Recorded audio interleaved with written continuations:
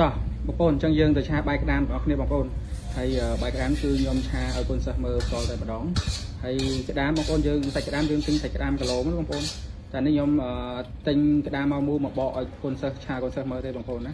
អញ្ចឹងយើងអាចទិញសាច់ក្តាមជាគីឡូបានហើយបាយក្តាមយើងនេះយើងប្រើម្ទេសបុកបងប្អូនម្ទេសបុកមួយខ្ទឹមណាអានេះខ្ញុំប្រើម្ទេសហាន់អញ្ចឹងបងប្អូនអាចប្រើម្ទេសបុកបានបុកជាមួយខ្ទឹមអញ្ចឹងយើងដាក់ពងយើងមកគ្រាប់ដែរបងប្អូនបាយក្តាមណាយើងកូរពងយើងមកបងប្អូនអាចមើលតាមវីដេអូនឹងបានបងប្អូនត្រូវឆាមិនធ្វើមិនបងប្អូនអាចមើលតាមវីដេអូនឹងបានហើយពាក់ព័ន្ធ1ក្រាមគឺខ្ញុំបានសរសេរមួយផ្នែកដើម្បីតូចបងប្អូនមើលរួចហើយអញ្ចឹងអត់ពិបាកទេងាយស្រួលធ្វើងាយស្រួលយល់អញ្ចឹងបាយក្តាមយើងឆាបាយយើងរកបាយឲ្យស្រួយបងប្អូនបាយស្រួយបានយើងឆាបានស្អាតហើយឆាបានស្រួលហើយបើបាយជ្រាយទៅយើងមកបាក់ឆាទៅយាយអញ្ចឹងពេលដែលយើងដាំបាយឆាយើងដាំឲ្យស្រួយមកហើយបរិមាណបាយគឺយើងឆាតែ300ក្រាមទេបងប្អូន300ក្រាមក្នុងមួយចាន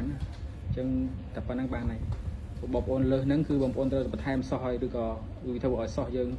ប្រៃសាបតាមហ្នឹងឯងបើសិនជាយើងដាក់ខ្វះបងប្អូនពាក់ព័ន្ធមួយបាយអញ្ចឹងដាក់300ក្រាមក្នុងមួយចាន300ក្រាមគឺល្មមបងប្អូនណាហើយយើងបន្ថែមជាមួយនឹងគ្រឿងគ្រើរបស់យើងមកមានស្ករម្សៅស៊ុបប៊ីចេងហើយនឹងសាច់ក្តាមរបស់យើងចូលមកហើយយើងអេដជាមួយនឹងទឹកស៊ីអ៊ីវថែមបងប្អូនហើយមិនភ្លេចទេជាមួយនឹងទឹកម្ទេសរបស់យើងណាទឹកម្ទេសឃើញអត់ពេលដែលបាយស្រួយគឺយើងកលាស់បានស្អាតកលាស់បានស្រួលតែបើបាយជ្រាវវិញយើងពិបាកក្នុងការកលាស់ស្រួល